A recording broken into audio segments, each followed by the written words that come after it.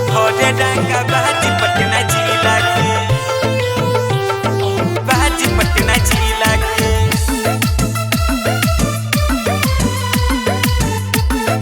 भोरे रंगा बाजी पटना जिला के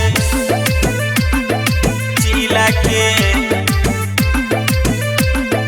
जिला के निकलेला घर से हिला देला किला के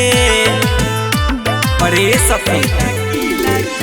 निकलेला घर से हिला देला किला के सखी हला भोरे रंगा बाजी पटना जिला के सखी हला भोरे रंगा बाजी पटना आए हाय सखी हला भोरे रंगा बाजी पटना जिला के सखी हला भोरे रंगा बाजी पटना ये सखी होके चाहे जेल सेल को दी ही मिला के होके चाहे जेल सेल को दी ही मिला के सखी हला भोरे रंगा बाजी पटना जिला के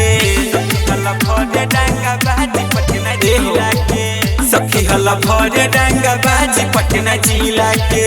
सखी हला भोरे रंगा बाजी पटना जिला के जिला के रंगा बाजी पटना जिला के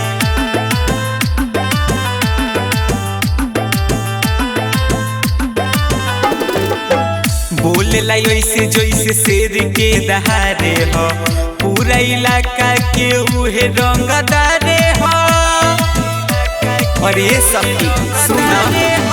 बोलेला ऐसे जैसे शेर के दहारे हो पूरा इलाका के उहे रंगदारे हो केहू ना बोलेला जब करे आँख नीला रे केहू ना बोलेला डरे होके कवनो किला के सखी हला भोरे रंगा बाजी पटना जिला के सखी हला भोरे रंगा बाजी पटना जिला के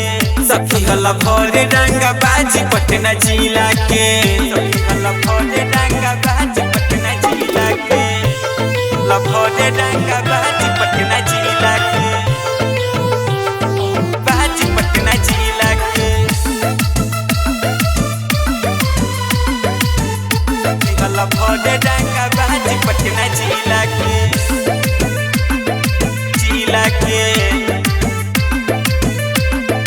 जिला के देखे में चेहरा लागेला बड़ी सुपर रे और दे हमारे पिया सबका से ऊपर रे नाइस सुना देखे में चेहरा लागेला बड़ी सुपर रे और दे आकाश पिया सबका से ऊपर रे